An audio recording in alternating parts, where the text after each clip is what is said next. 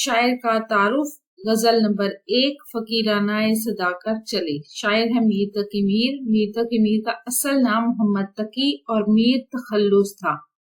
آپ کے والد کا جو نام تھا وہ تھا محمد علی متقی، جو اپنے نام کی طرح اپنے عہد کے صاحب کرامت بزرگ مانے جاتے تھے۔ آپ کے اجداد جو تھے یعنی آپ کے بااجداد حجاز مقدس سے ہجرت کر کے ہندوستان آئے تھے، یعنی آپ عرب سے یعنی سعودی عرب سے ہجرت کر کے ہندوستان آئے تھے۔ حیدرآباد، احمد آباد اور پھر آگرہ میں قیام کیا۔ میر کی پیدائش آگرہ ہی میں ہوئی تھی۔ بچپن میں ہی آپ والد کے سائے سے محروم ہو گئے۔ چچا نے آپ کی پرورش کا ذمہ لیا مگر جلد ہی ان کا انتقال بھی ہو گیا۔ سوتیلے بھائیوں کی بے برابری اور بدسلوکی، فکر معاش اور حالات کی ابتری نے آپ کو بے حد متاثر کیا۔ آخر کار آپ نے دلی میں خراب حالات کے پیش نظر لکھنؤ کا رخ کیا اور اپنی وفات یعنی 1810 میں آپ وفات پائے تھے۔ تب تک آپ لکھنؤ میں ہی مقیم رہے۔ میر نے ایک بھرپور اور ہنگامہ خیز زندگی بسر کی۔ حادثات زمانہ نے آپ کو حساس مزاج بنا دیا تھا، یعنی جو آپ کے حالات تھے، جو دکھ اور مشکل زندگی آپ نے گزاری، اس کی وجہ سے آپ بہت حساس ہو گئے تھے۔ میر نے اردو کے 6 دیوان مرتب کیے جن میں غزلوں کے علاوہ قصائد، رباعیات، مثنویاں نمایاں ہیں۔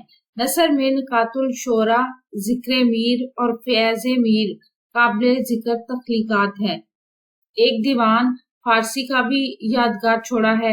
میر نے تقریباً عام اصناف سخن میں طبع‌آزمائی کی ہے، تاہم آپ کی وجہ شہرت غزل ہے۔ آپ کو خدائے سخن کے نام سے یاد کیا جاتا ہے۔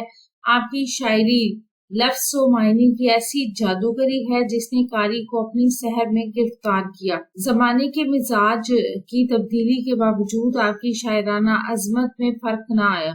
ہر دور میں آپ کی شاعرانہ عظمت کا اعتراف نہ صرف ہم عصر شعراء بلکہ متاخرین نے بھی کی ہے۔ بابا اردو مولوی عبدالحق نے آپ کو سرتاج شعراء اردو قرار دیا ہے۔ اسلوب بیان میں سادگی، سلاست، بے تکلفی، ترنم اور سہل ممتنع ہے۔ درد و غم کی بھی ترجمانی آپ کے کلام کی انفرادی خصوصیت ہے۔ دنیا کی بے ثباتی، درویشی، قناعت اور دیگر صوفیانہ موضوعات کو میر نے خوبصورتی سے شاعری کا حصہ بنایا ہے۔ اس میں کچھ لفظوں میں تھوڑی بہت مسٹیک ہے، وہ میں نے جیسے بولے ہیں آپ اس کے مطابق اس کی املا درست کر لیں۔ ویڈیو کیسی لگی چینل ضرور سبسکرائب کریں، ویڈیوز کو لائک اور شیئر کیجیے، کمنٹ کر کے بتائیں مزید کون سی ویڈیوز دیکھنا چاہتے ہیں۔ اپنا اور اپنے پیاروں پر رکھیے ڈھیر سارا خیال۔ اللہ حافظ۔